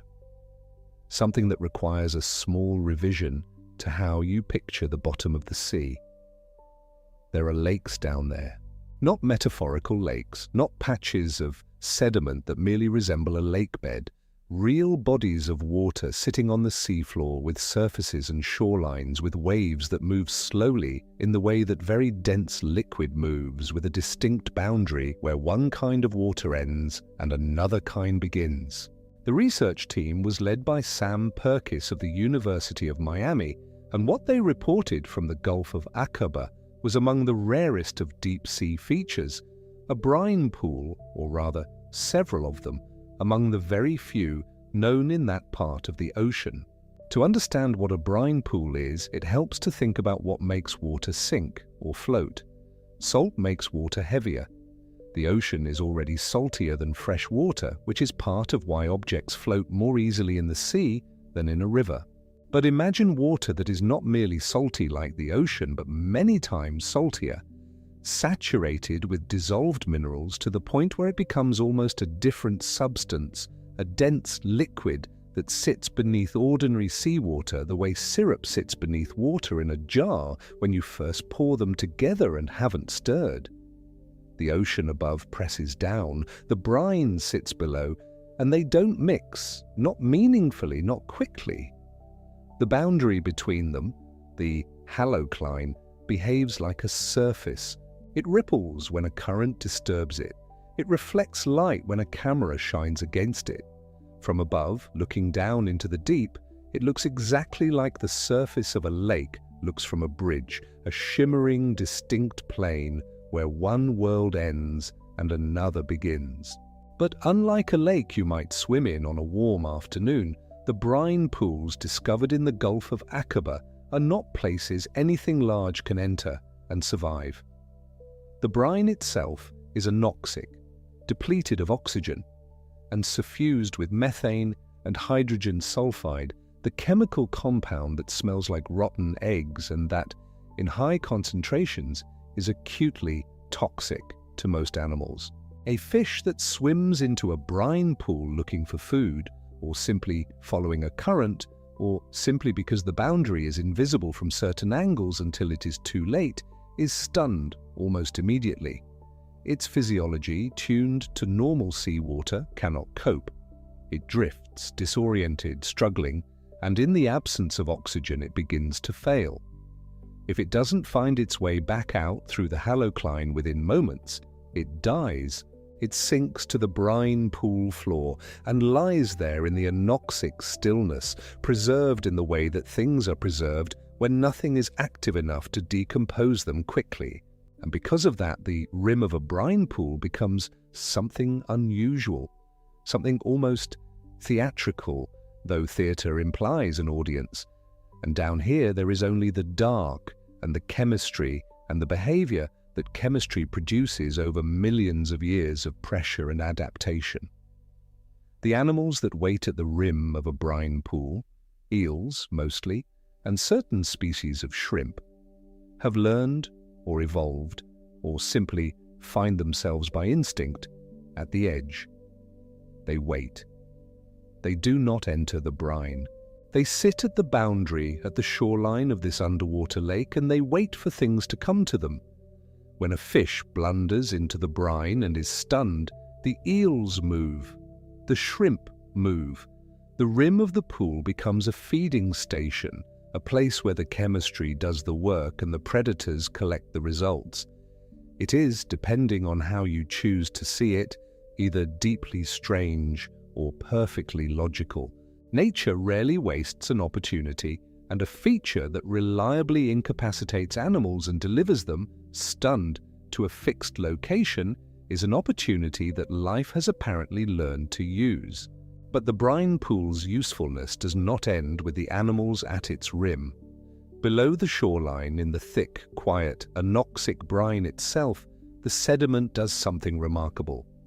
In normal seawater, the seafloor is alive with burrowing creatures, worms, crustaceans, small animals of all kinds that move through the upper layers of sediment, churning it, mixing it, erasing the fine layering that accumulates as particles drift down from above. This bioturbation, as scientists call it, is constant and thorough in most ocean sediments. It means that the record of the past, the layers of material that fell to the seafloor year by year, decade by decade, century by century, is constantly being scrambled. Reading the history of a place from its sediment becomes difficult when every burrowing worm has been mixing the pages. In the brine pools, nothing burrows, nothing lives in the brine that is large enough to churn the sediment, and so the layers accumulate undisturbed, fine, precise, unscrambled laminations of particles that record, in sequence, what was happening in the water above them and in the climate around them at each moment. A layer of volcanic ash tells you when a nearby volcano erupted. A layer of unusual chemistry tells you when a tsunami swept through and remixed the sediment of the surrounding seafloor, leaving its signature in the disturbed material that eventually settled back down. Variations in the types and amounts of material in each layer tell you about rainfall patterns, about wind-blown dust from the land, about the temperature and chemistry of the surface water above at different points in time. The brine pools of the Gulf of Aqaba, Sam Purkis and his colleagues found, contain sediment archives of unusual quality, continuous, undisturbed records of the environmental history of that region, going back through time in a way that churned sediments simply cannot provide. The Red Sea and the Gulf of Aqaba sit in a seismically and volcanically active region, a place where plates are pulling apart, where earthquakes and tsunamis have marked the landscape for thousands of years. The brine pool sediments may hold a more complete record of that history than almost any other archive available. Scientists studying them are not just cataloguing a chemical oddity, they are reading a diary. And in the microbial communities of the brine itself, there is something else. The bacteria and archaea that manage to live in the extreme conditions of the pool, in water that would kill most organisms within seconds, have evolved biochemical strategies for doing so that are genuinely unlike those found in more hospitable environments. The compounds these microbes produce, the enzymes they rely on to function in high salinity and low oxygen, have drawn interest from researchers working in medicine. Organisms from extreme environments have been a source of novel compounds before. The heat-stable enzymes from microbes in hydrothermal vents, for instance, became foundational to DNA amplification technology that is now central to medical testing and research. The brine pool microbes are being studied for their potential to yield compounds with anti-cancer and antibacterial properties. Whether that potential is realized is a question for years of laboratory work still ahead. But the principle is familiar. The more extreme the environment, the more unusual the biochemistry that survives in it, and the more unusual the biochemistry, the more likely it is to do something that no compound we already know about can do.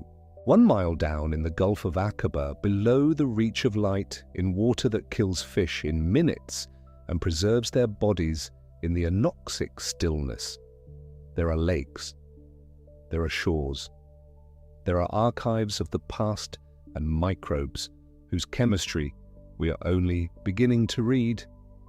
It is, like everything else we have moved through tonight, a place that did not announce itself. It simply existed in the dark until Ocean X and Sam Purkis and the instruments aboard that vessel went looking carefully enough to find it. There is a pattern in all of this. You may have felt it building through the night, through the translucent fish at 8,236 meters and the cold water coral city spanning 26,000 square kilometers and the gummy squirrel floating through the dark above its nodule field and the 20,000 octopus mothers gathered on their warm volcanic rock and the Pompeii worm and the icefish and the sponges under 900 meters of ice. The pattern is not that the deep sea is strange. It is that the deep sea keeps being stranger than the most recent version of our confidence that we understood it. Each of these finds came from the last few years. Each one arrived not to confirm what scientists expected, but to revise it. The fish were not supposed to be able to live at 8,236 meters. In the biochemistry of protein suggests the limit is around 8,200 to 8,400 meters, and here was a snailfish pressing against that ceiling. The octopus aggregation was not supposed to be so deliberately organized around a heat source. The sophistication of the choice implied something scientists had not attributed to deep-sea octopuses in that way. The icefish colony was not supposed to be so large. 60 million nests across 240 square kilometers is not a small community of animals finding a sheltered spot. It is a civilization operating on a scale that took researchers by surprise even after years of working in Antarctic waters. The sponges were not supposed to be able to survive so far from any visible food source under so much ice. The brine pools were known to exist, but not in that part of the Red Sea, not in that configuration, and not with that sediment archive intact beneath them. Every boundary that was pushed, in each of these cases, was a boundary that scientists had reason to think was real, not arbitrary, not carelessly estimated. The depth limit for fish is not a guess. It comes from understanding how proteins behave under pressure and what trimethylamine N oxide, the molecular stabilizer in the snailfish's tissues, can and cannot do at different depths. The estimate was correct, and the fish was there anyway, right at the edge of it, as if the edge were precisely the point. The boundary held, and the animal lived exactly on it, which is its own kind of answer to the question of how life finds the limits of the possible. We have mapped, as of the most recent counts from the Seabed 2030 project, roughly a quarter of the global ocean floor in high resolution. The Seabed 2030 initiative, an international collaboration with the explicit goal of producing a complete, detailed map of the entire ocean bottom by the end of this decade, has been steadily increasing that fraction, pushing the coverage upward year by year as ships cross their survey lines and multi-beam sonar builds its picture, strip by strip, across the deep. But a quarter means 3/4 remain.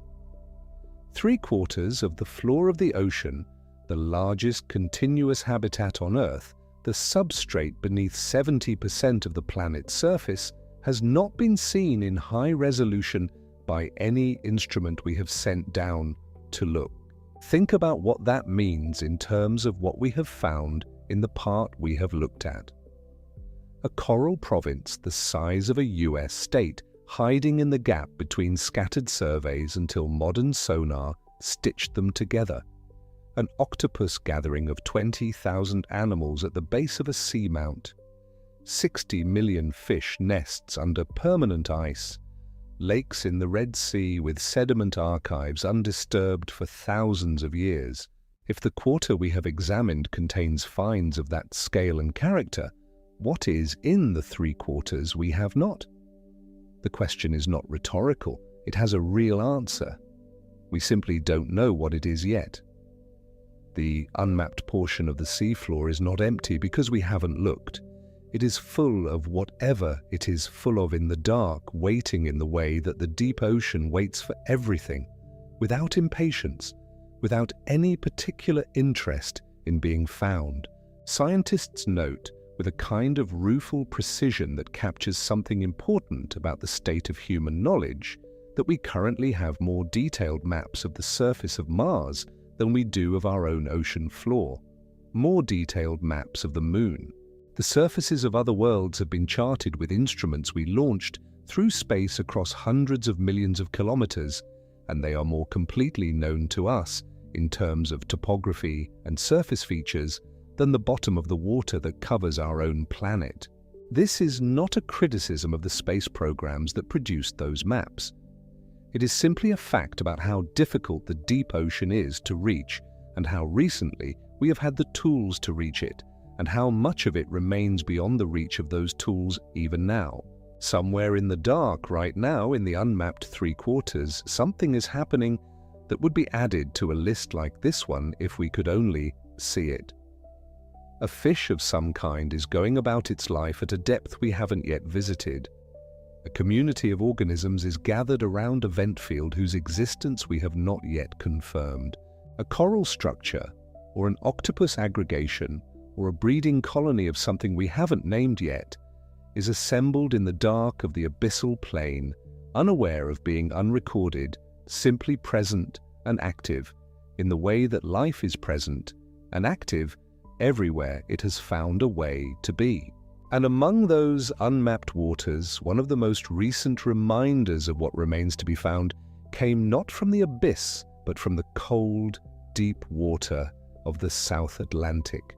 In 2025, researchers from Schmidt Ocean Institute working in the waters near the South Sandwich Islands, a remote arc of volcanic islands curving through the Southern Ocean, far south of where most ships sail, filmed something that scientists had long hoped to see and never managed to: a juvenile colossal squid alive in the open water, caught by their cameras in the wild for the first time.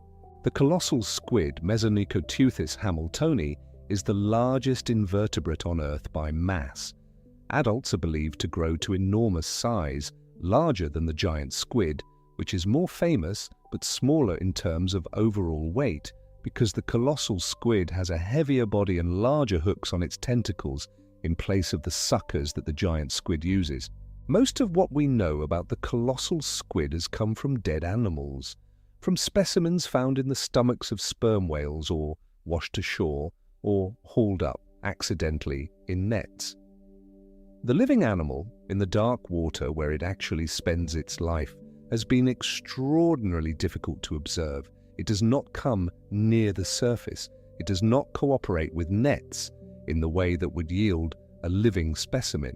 It inhabits a zone of the ocean that is difficult to reach with cameras and essentially impossible to stake out and wait in for a target that roams unpredictably through deep water.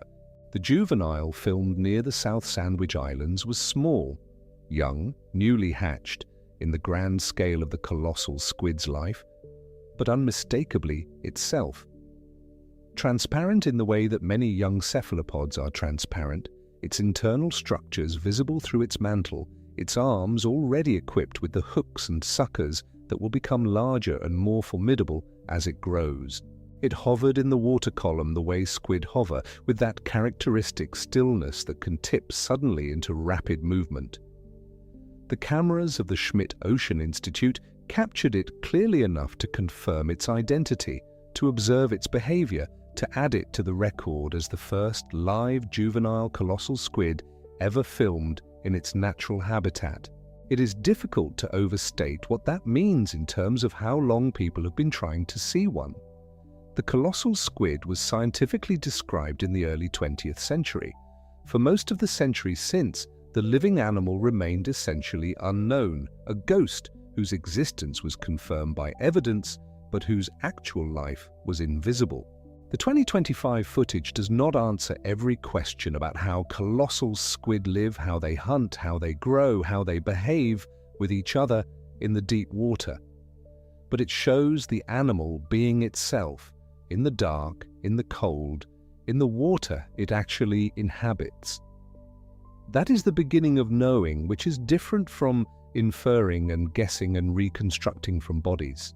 All of these discoveries, the snailfish at 8,336 meters, the coral province of 26,000 square kilometers, the 5,578 catalogued species in the Clarion-Clipperton Zone with 90% still unnamed, the 20,000 octopus mothers on their warm volcanic rock, the new vent fields with animals living in the lava beneath the seafloor, the sponges under the Filchner-Ronne ice shelf, and the 60 million icefish nests in the Weddell Sea, the brine pools of the Gulf of Aqaba, the juvenile colossal squid hovering in the deep water off the South Sandwich Islands. All of them happened within the last few years. Not in the golden age of exploration, not in some past era when everything was new. Now, in the time you have been alive and working and sleeping and moving through your days, and between 76 and 90% of the animals in the deep sea make their own light. This is a figure that takes a moment to settle. Bioluminescence, the production of cold light by living tissue through chemical reactions in specialized cells, is not a rare adaptation in the deep ocean. It is the dominant mode of existence. Anglerfish and firefly squid and lanternfish and the tiny crustaceans that sparkle when disturbed and the vast number of gelatinous animals that glow in the dark water column, they are not exceptions. They are the rule. The deep ocean is not simply dark, it is full of living light produced by animals in numbers so large that bioluminescence is, by the count of organisms that use it, the most common form of visual communication on the planet. Not fire, not electricity, not screens. The cold light of animals in the deep water, made by chemistry, used for luring and signaling and counter-illumination against the faint light from above. It is happening right now in the dark, in the water beneath the ships that cross the ocean, and the fish that swim in the upper layers, and the whales that dive and return to breathe. Continuously, invisibly from the surface. A slow, vast, cold light show in the deep. What you have been listening to tonight, moving through these 8 discoveries, is not a list of anomalies. It is a cross-section of a world that operates at full complexity, whether or not we are looking at it. The fish at the pressure limit of biochemistry was there before we sent the camera down. The coral province was connected before we assembled the sonar surveys into a single picture. The octopus mothers were farming volcanic warmth before MBARI's instruments documented them. The icefish were building their colony of 60 million nests under the Weddell ice before the ROV descended to count them. The brine pool sat at the bottom of the Gulf of Aqaba, its layers of sediment accumulating their undisturbed record, before Ocean X and Sam Perkis went to look. The colossal squid juvenile was living its young life in the deep water of the South Atlantic before the Schmidt Ocean Institute's cameras found it there. We did not make these things possible, we only made them visible to ourselves. And in the 3/4 of the seafloor we have not yet mapped, things are happening right now in exactly the same way. The complexity is there, the life is there, the chemistry and the pressure and the dark and the adapted, patient, particular organisms that have learned to live in those conditions are all there. We have no image of them, no name for most of them, no way yet to know what assumptions they would revise if we could reach them, but they are not waiting for the revision. They are simply there as the deep ocean has always been, unhurried and complete in the dark. There is something that a night spent this way, moving slowly through these places, through the trenches and the seamounts and the abyssal plains and the ice shelves and the brine pool shores, does to the feeling of scale. The world gets larger, not in a way that produces anxiety, but in the way that a room feels different when you realize it has more doors than you thought. The inhabited world extends further than the maps we carry in our heads suggest. It goes down. It goes into the rock beneath the vents and under the permanent ice, and into the anoxic brine at the bottom of underwater lakes. It goes to the edge of what protein chemistry can tolerate under pressure. It goes to the places we mapped last year, and to the places no instrument has yet reached, and in both those places, it is doing what it has always done, which is the only thing life has ever done, finding the conditions that are possible and filling them. The through line of these 8 discoveries, the idea that connects the translucent snailfish to the coral mounds, to the gummy squirrel, to the pearl octopus, to the Pompeii worm, to the icefish, to the sponges, to the brine pool, to the juvenile squid drifting through cold black water near the South Sandwich Islands, is humility. Not the false kind, not the performed kind, not the kind that is really a hidden pride in knowing enough to call something humbling. The plain kind, the kind that comes from learning again and again that the boundary you thought you understood was further out than you measured, and that something was already living past it. The deep ocean has been moving that boundary quietly for as long as life has been on Earth. We have been measuring it clumsily and intermittently for a few decades. In those few decades, in the last few years especially, we have found fish at the chemical limit of vertebrate life. We have found coral provinces the size of countries that were hiding in the gaps between older surveys. We have found animals named and unnamed in proportions that invert the expected, 9 undescribed for everyone described, in a zone of the planet that is being considered for industrial mining. We have found animals engineering their reproductive environments with geothermal heat and building colonies under permanent ice at scales that took decades of Antarctic research to reveal. We have found animal communities living in the rock beneath the seafloor. We have found sponges with no obvious food source, and icefish with clear blood, and brine pools with undisturbed archives of the past, and squid so rarely seen that a single juvenile in open water counts as a scientific event. Each of these things was there before we knew about it. Each of them will go on being what it is now that we do. The knowing matters to us. The animals and corals and microbes and squid proceed regardless. If you have been listening through all of this, from somewhere in your bed, in whatever part of the world you are in tonight, in whatever hour of your night it is, and if you feel moved to say where, there is a comment, a simple one, waiting for that. Just where you are. Where in the world you are lying in the dark, listening to the deep ocean fill the quiet. I would genuinely like to know. The comments are there, and I read them. And if slow journeys like this one, through real places and real finds and the real strangeness of the world we live on, are the kind of thing that helps you find your way to rest, there are more of them here, waiting, unhurried, for whenever you want them.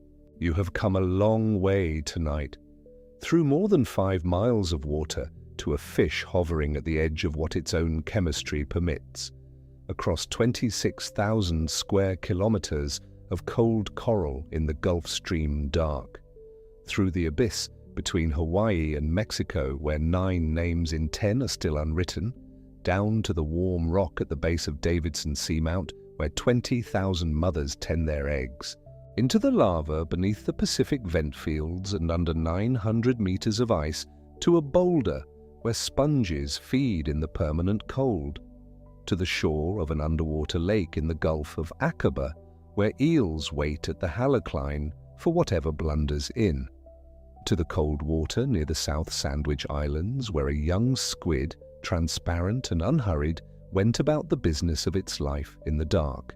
The 3/4 of the seafloor that remain unmapped are not a gap to feel unsettled by.